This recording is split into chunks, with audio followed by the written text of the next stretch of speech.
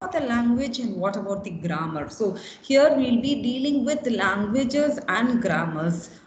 Okay, so what about language? What is a grammar? Grammar is nothing but it gives the structure. So what the language should, what about the structure the language should follow? I think you are all aware of it, whatever may be the language, right? So whether it is English, Tamil, Hindi, whatever may be the case. So each and every language will have its own grammar, right? So what about the, that is, it is nothing but a set of rules to be followed for that particular language. Alright, so here in the first module we'll be discussing regarding the languages and the grammar. So here in this case, with regard to the mission, we are going to discuss this languages and grammar. In the second module, we'll be discussing one such mission, that is the finite state automata. So for if we talk of the language or grammar, there are 4 types of languages and 4 types of grammar, right? So just would be we are discussing here. So here, based upon the grammar, based upon the language, we need a mission to check the validity of that language. Okay, so for example, if I am saying a particular pattern, let us consider our C language itself, right? Let us consider our C language itself. Okay, so what about the pattern? So what do you mean by this language over here? What about the grammar over here? Grammar is nothing but the syntax, that's it, right? So here, if we talk of our C language, I think while setting up a variable name, if you are defining a variable name, there will be some set of constraints, right? So you would have come across so many programming languages. Here, for example, I am considering just the C language, right? So here, what about the constraints to be followed in defining the variable name? I hope you all aware of it. So can anyone give me the constraints to be followed in C programming language?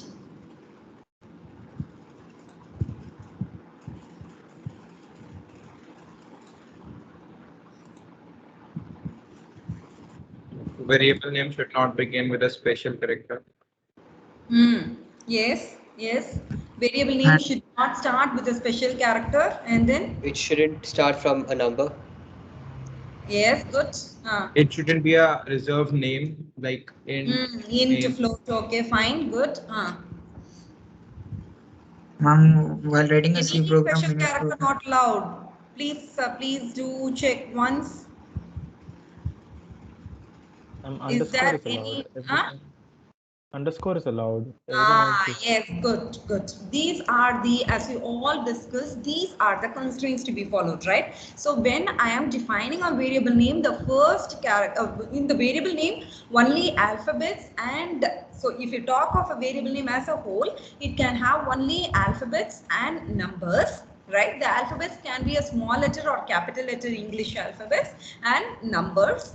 And another thing, none other than underscore, none of these special characters are allowed. Okay, and then with regard to the first character in the variable name, it can be a underscore or an alphabet, right? It can be an underscore or an alphabet, and then it should not be a reserved one. Okay, so these are the constraints. So considering these constraints, I should define. So is it a valid, so will it be a finite number of possible variable names? Will it be a finite possible variable names?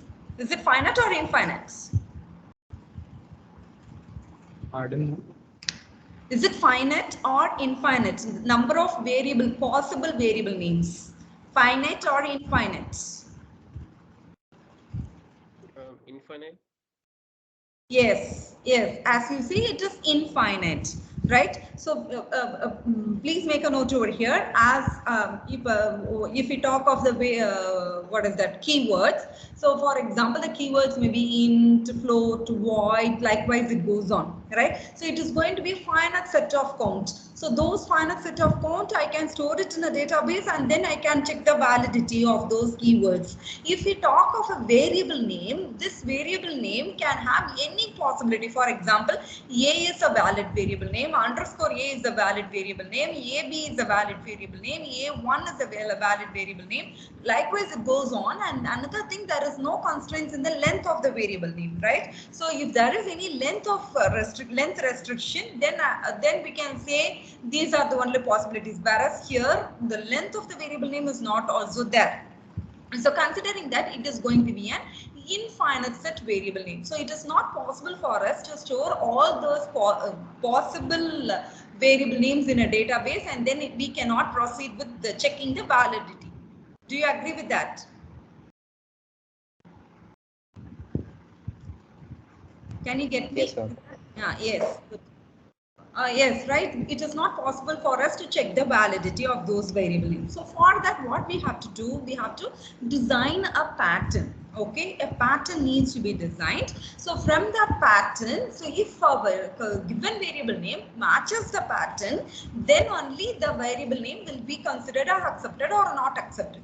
Right. So, so in order to consider that, so in order to check the validity of the pattern, we need some set of missions. So one such mission is going to be based upon the constraints given in the pattern. We need different set of missions. One is going to be the finite automata. In this TOC topic, we will be discussing 3 different missions, right? 3 different missions. One is finite state automata, and next is push down automata, and then the Turing mission. Okay, finite state automata, push down automata, and Turing mission. So here the next level of Turing mission is our regular computers. Okay, next level is going to be the regular computers. So here the first what we are going to discuss is the finite state automata, which is going to be of a very lower level, that is for regular languages. If the language that are accepted by finite state automata are called as regular languages. The details regarding these languages and grammar we can see it later. Just I'm going to give a overview. That's it, right? So regular languages and the grammar is called as the regular grammar. So here in this case, we will talk of 2 things. One is called as the acceptor and one other is called as the generator. Okay, acceptor of a language and generator of a language. So here the language is regular language and the acceptor of the language is the finite state automata. That is, finite state automata accepts the regular languages, and the generator of the language is the regular grammar.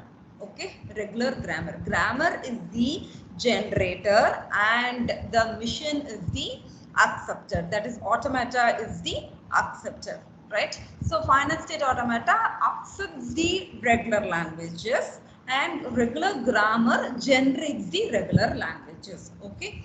The next level of grammar is the context-free grammar. So here it is going to be a very minimal level. Finite automata is a very minimal level mission. That is, it will be having only there will be one control, right? We can see a detail later. So there will be only single control. For example, this is going to be okay.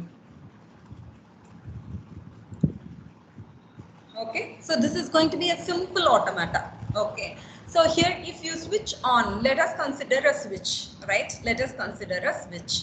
So what will be the initial state of the switch? It will be in the off state, right? It is going to be one state, right? Off is going to be one state, right? Okay, so here this is going to be the initial state, which is called as the start state here, which is called as the start state here. So if I push that switch, what happens? The switch will move on to another state, which is called as the on state. For example, if I want to switch on my fan, what should I do? I should push on the switch. In turn, the switch will move on to the on state and my fan will be running, right? And then if I want to switch it off, what I should do? Again, I have to push it and then it is going to be moved on to the off state. Right, so this is going to be called as, that is, I am in, so please make a note over here, my control is initially here, my control is initially here. From this position on switching, I am moving on to the next state, that is on state, right? And this is called as the transition. This is called as the transition on input push. On input push, I am moving on to the next state, that is on state. After coming on to on state, I cannot move back. Only with the another input I can move on, right? Only with another input I can move on. Please make a note over here. I am in the state. During the state, I will not have any knowledge about the previous state. Please listen here. In the case of finite automata, I will have only knowledge about the current state. The knowledge about the previous state or the future state is not known. Okay, I'll be in the current state. That's it. Okay, so here in current state, if some input is given, so here the input is push. On doing so, I'll be moving on to the next state, that is off state. On moving to this particular position, I will not be aware of the any other state, right? I will not be aware of the previous state. This is going to be a simple example of the simple mission, that is finite state mission, right?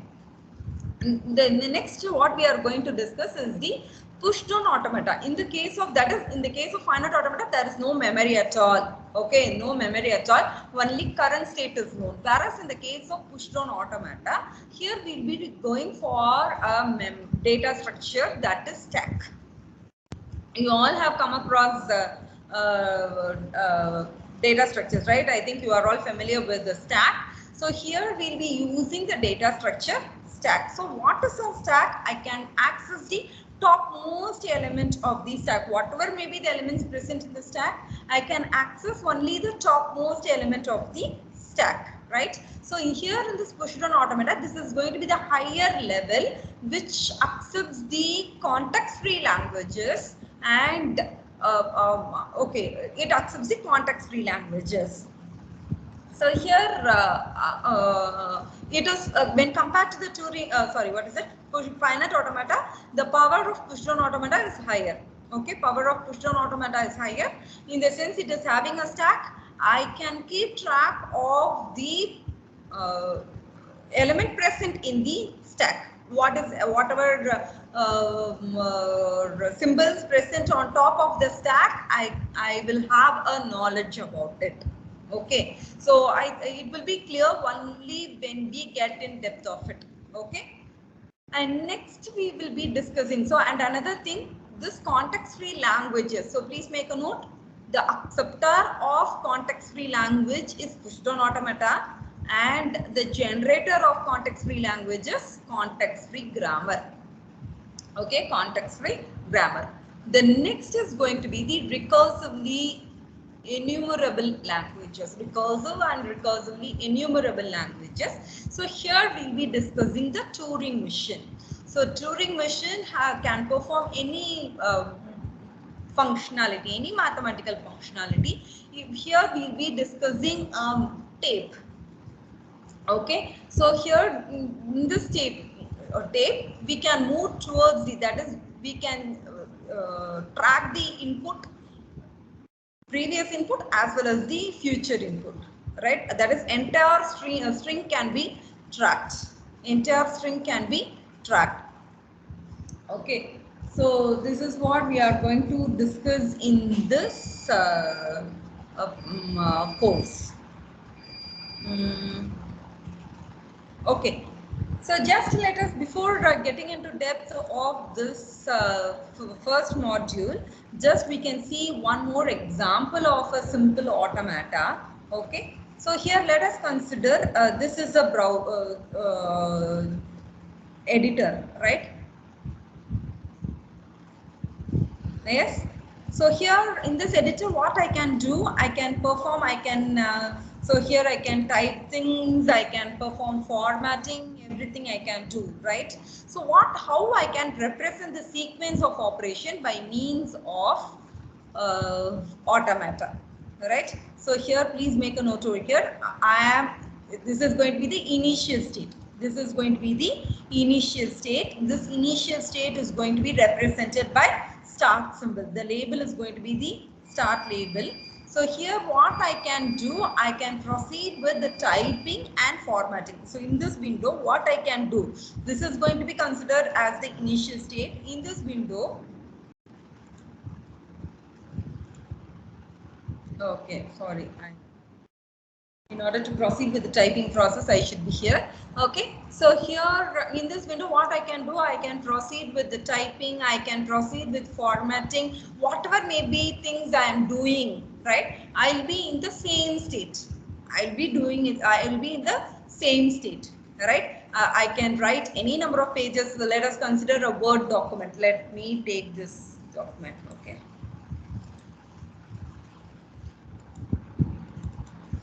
Okay, let me take this document, right? So what I can do, I can type any number of pages. I can type, I can format, I can change the, yes, I can change, I can proceed with formatting, increase the font, anything I can do, right? So whatever may be the number of pages I do, I'll be in the same state. Okay, so that's what. So here I'll be in the same state. So here, yes. Whatever may be the things I am doing, I'll be in the same state, right? So if I want to, if I'm going to click this close icon, if I click this close icon, right? So what are the options you are getting? Please make a note. Please make a difference, see the difference between this state and this state, right? So here I am in this state where I can write any number of, I can perform typing for any number of pages, right? So after typing, so if I click this close icon, I will not be in the same state. After this point, I cannot proceed with the, please wait, ma'am.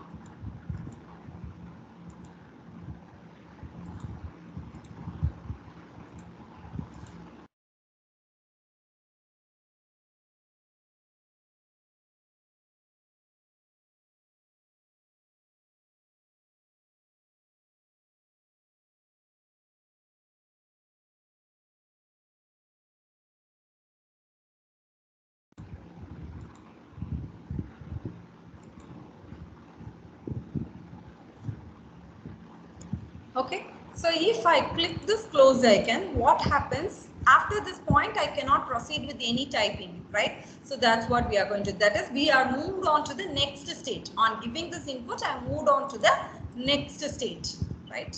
So here on clicking the close icon, I'm moving on to the next state, that is Q1. Okay, I'm moving on to the next state, Q1. Again, what about the option? Sorry.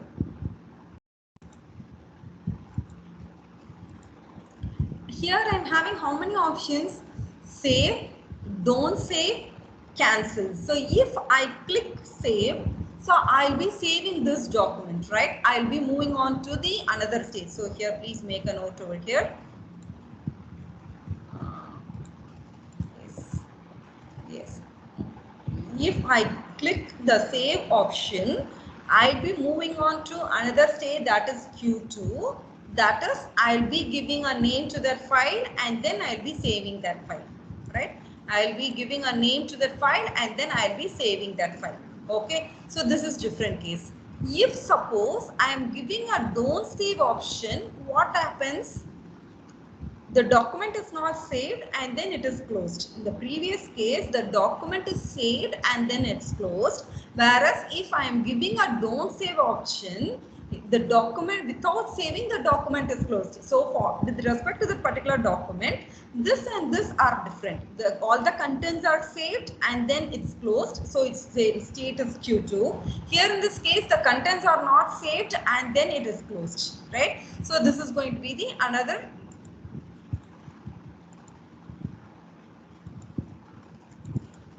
Right. So what about the next?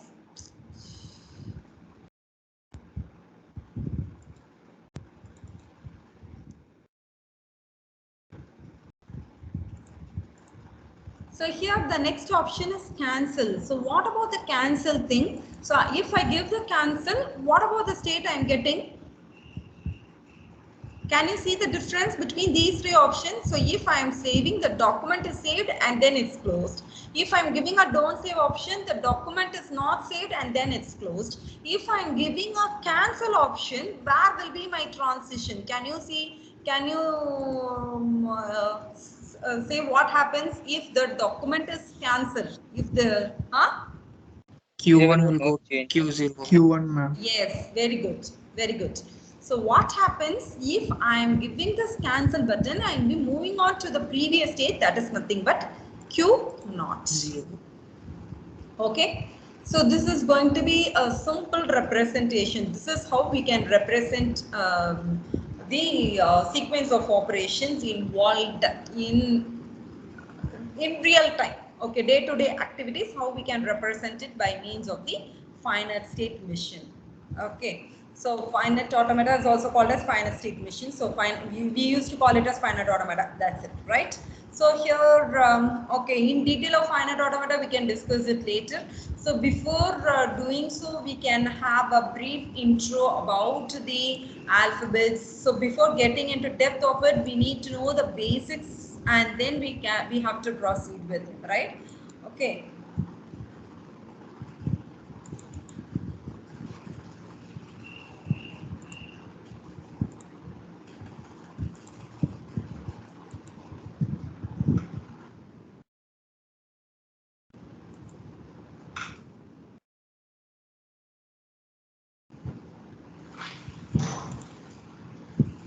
Please wait.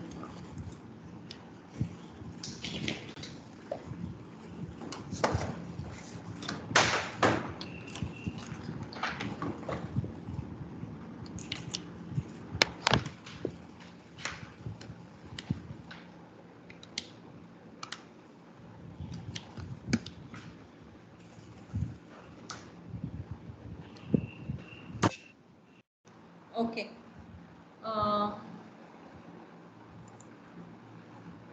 Yes. So here we are going to discuss the sequel. What is an alphabet? What is a language? Right. So here, in order to discuss, so because here we are dealing with the. So if we talk of a programming language, so what about the language? When we call that as a language, for example, if we talk of a machine language, right? So what about the possible symbols that can be present in that machine language?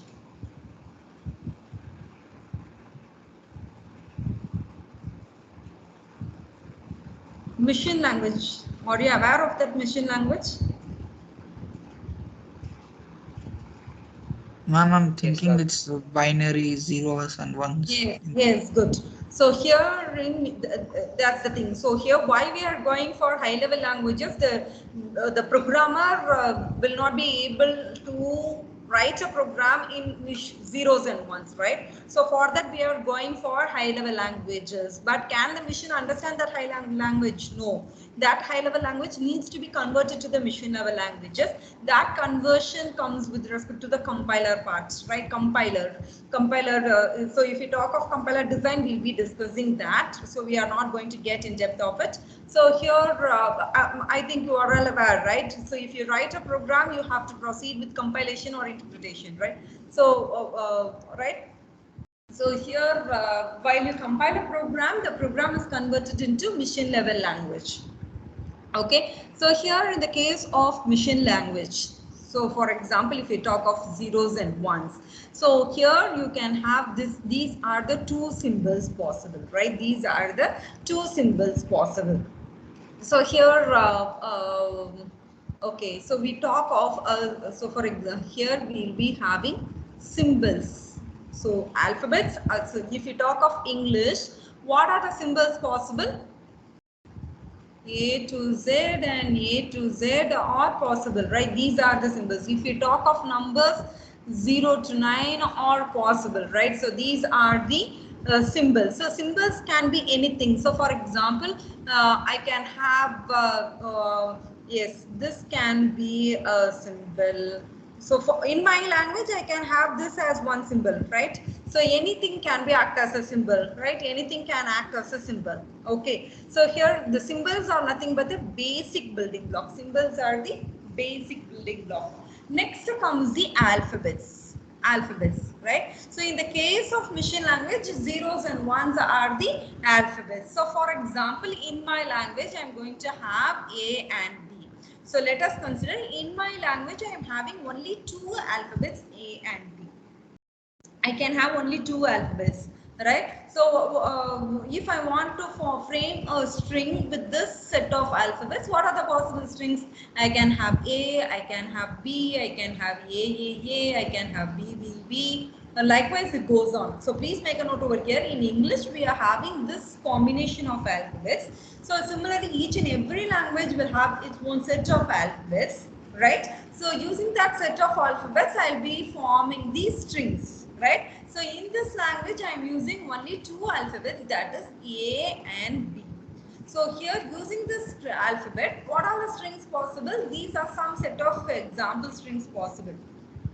Okay, so here similarly, if suppose the possible strings are A, B, C. So what are the strings? Oh, sorry, possible alphabets are A, B, C. Then what about the strings possible? A, B is possible, C, B is possible, A, B. So here in my language, I am not giving any restriction. So I can have any combination of alphabets, alphabets that is present here, right? So that is present here. So for example, as discussed in variables, C variables. So what about the alphabets possible? What about alphabets is nothing but the symbols. What about the symbols possible in C language? A to Z is possible. A to Z is possible. 0 to 9 is possible. And underscore is possible. So these are the alphabets to represent the C variable names. These are the alphabets that is used to represent the C variable names. So here using this alphabets, I can generate any number of strings. So if a constraint is given, so that's what we discussed here. So if it is going to be a C, valid C identifier, valid C variable name, what is the constraint? It should start with an alphabet or underscore. So that is a constraint given. So here in this case, there is no constraint at all. So I can have any combination of alphabets to form a string. So whereas in the case of C valid identifiers, the first character should start with start with English alphabets or the underscore, and then it the thing is that it should not start with the number. Okay, it should not start with the number. It can either start with the alphabet or underscore. Okay, so based upon the constraints, the set of strings are generated. Okay, so from the alphabets, strings are generated. So what about the strings? Strings are nothing but the sequence of symbols, sequence of alphabets, right? Strings are nothing but the sequence of symbols. So here in this case for C identifier, so sequence of these symbols forms the strings. Okay, so here next comes the language. So what about the language? Okay, for example, in English language, let me consider the English language. Okay, we can even have this thing. Okay, so packet, format, cryptography, congestion, control, link, state are all strings.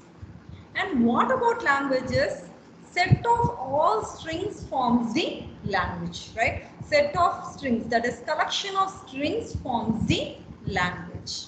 Collection of strings forms the language. So here, yes.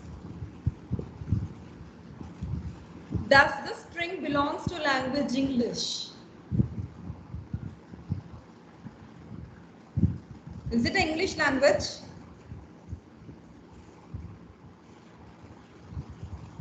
Does it conveys any meaning? No, ma'am, it doesn't No. convey any particular. So is it present in the English dictionary? No. All right. So there is going to be a set of valid words that can be present in that language, and that language, that set of strings forms the language. That set of strings forms the language. All right. So here, just example, we can start with a few things. Okay. So let us just start with few things. Okay, let us consider. Please make a note over here. the alphabets are represented by sigma. Alphabets are represented by sigma. Please make a note over here. Alphabets are represented by sigma.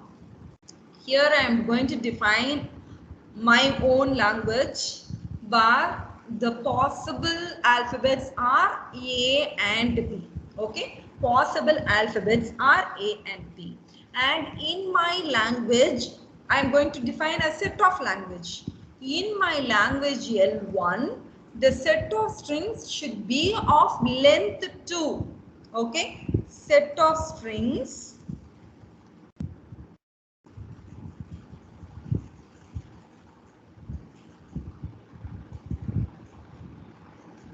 length 2.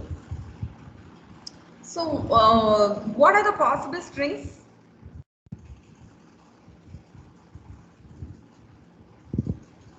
What are the possible strings, ma'am? Strings of length 2. So what are the possible strings that can be generated with these two alphabets? AB and BA. Only that? A, B, A, B. Yes, good. A, B, B, A, then A, B, B. BB, good. So these are the possible strings. So in the previous case, the same set of alphabets I used. Here I haven't mentioned any restriction, right? I haven't mentioned any restriction. So what is the resultant? I can have any number of A's, I can have any number of B's. So will it be a finite language? Is this language what we defined without any restriction be a finite or infinite language? Will there be a finite set of strings present? Yes, ma'am, it will be finite. How come without this one I'm asking, not the Infinite. recent. Yes, so the recent one what we discussed with restriction, set of strings of length 2 is a finite language, whereas if none of the restrictions are provided, then in that case, because here I can have B, A, B, B, A, B, B, A, it can be of any length, right? It can be of any length. So it is going to be an infinite language. Now try to write the next language, L2. The input alphabet is going to be the same thing, right? Input alphabet is the same thing. Set of strings of length 3. Set of strings of length 3. Please do try.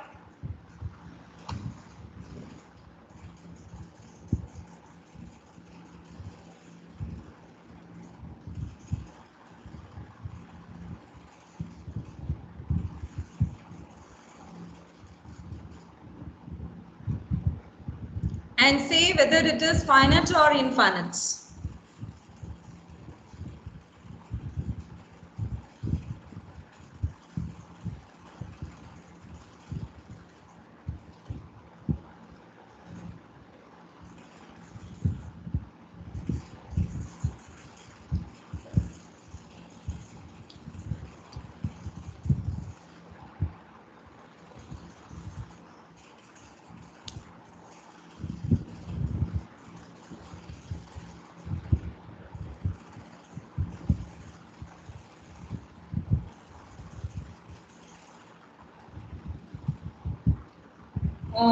Write the possible strings that belongs to L1 and L2.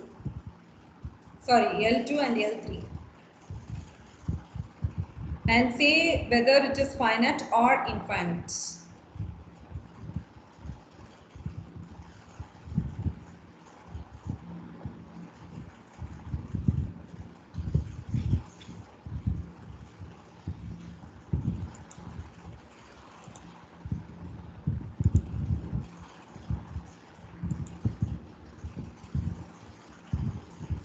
L2 is finite.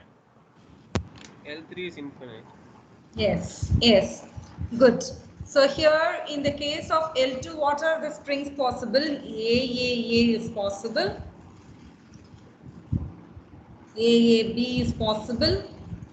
A is possible. B is possible. B. Yes, B is possible, right? And then ABB. BAA. BAA. BAA. 2 to the power of 2 alphabets, right?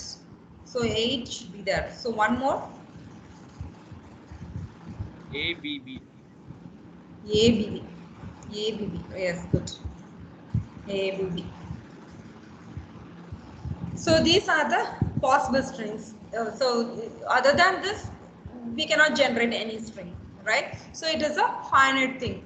And if we talk of L3, what are the strings possible? What is the constraint given? Set of all strings that start with A. So here they haven't mentioned the length of the string or any other thing, right? So what is possible? A is possible. AA is possible, AAA is possible, 4 A's are possible, ABB is possible. Likewise, it goes on, right? So I can have any combination, okay? So it is going to be infinite.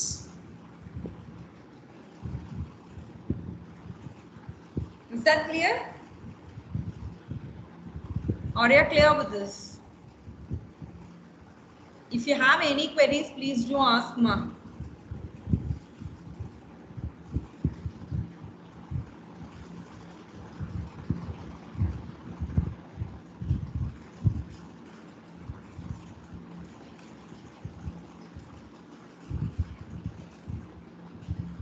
Are you all okay with this? Shall we proceed? Yes, ma'am.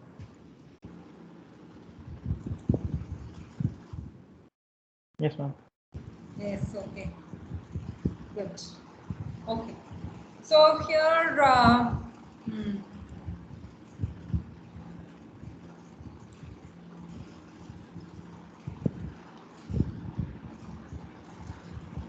okay, here we have seen how the some overview of alphabets and languages, right?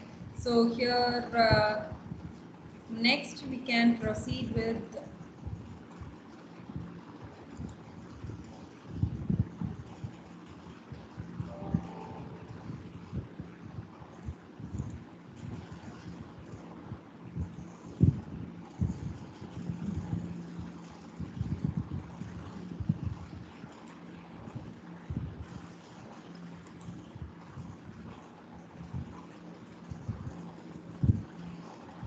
Okay, so here in the I think probably in the next class we can proceed with operations on languages, and then we can deal with some mathematical proofs, right? So here now I am going to give you one. Where is the one small exercise, right? So here, just for practice, I do agree you will be you all familiar with this one. Just to have an idea, I'm going to give this thing. That's it, right? 0, 1, hash. Okay.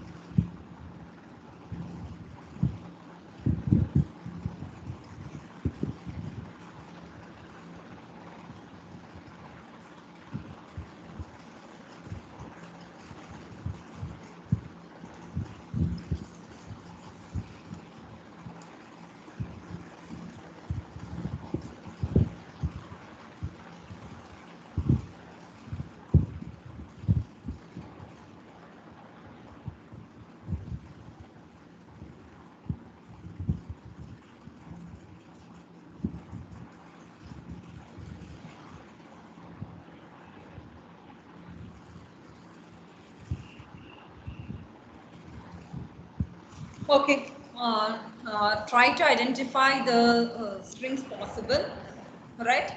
So try to identify the strings possible in each and every language. Hope you can make the differentiation between these things. So here in L1 defines that a set of strings defines the language which has set of strings of length 2, right? So whereas in L2, it also defines a set of strings of defines a language with set of strings of length 2. But here we are dealing with one more constraint, that is ends with hash. Okay, ends with hash. And then language 3 defines a language with set of strings that starts with 0 and ends with 1. Starts with 0 and ends with 1. So after finding the set of strings possible, say which is the finite language and which is infinite one. Okay, so please do try it out. By the time, let me take the attendance. I hope you'd have taken all these things.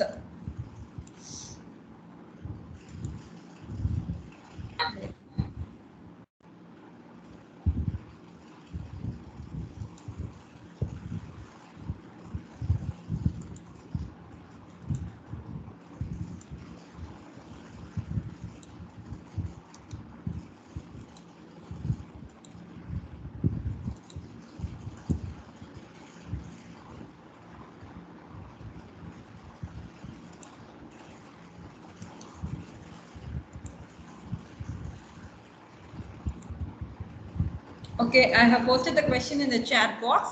So let me stop sharing the screen. Okay, please do proceed with. I will be taking the attendance off.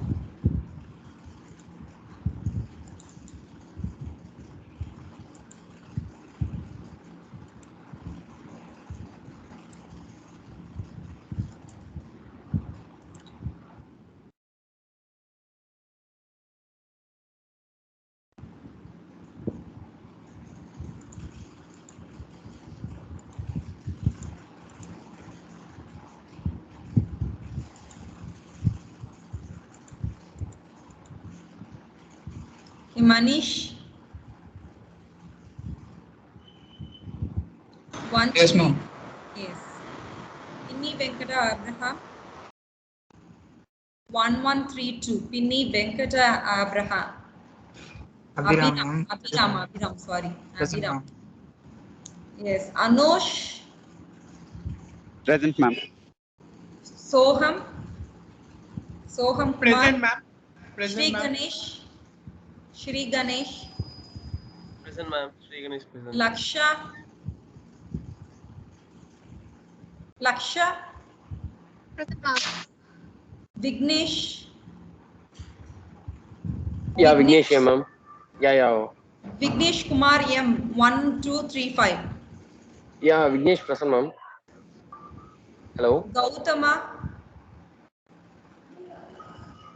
Present, ma'am. Vignesh Kumar. Sorry, Vikash Kumar. Present, ma'am. Please wait a minute, I'll be back.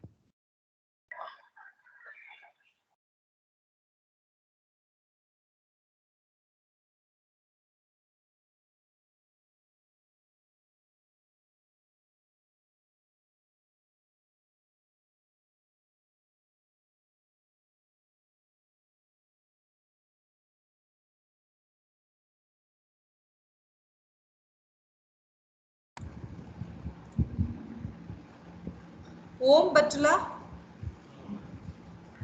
Present, ma'am. Ma'am. Daddy G. Yes, ma'am. Yes. Yeah, this is Vignesh, ma'am, and I am present. Okay, ma'am. Okay. Yeah, fine. Ma'am. Laddy Jeevan Sai. Present, ma'am. Present, ma'am. Aman Kumar. Present, ma'am. Aman present. Abhishek. Present, ma'am. Yes, ma'am. Present, ma'am.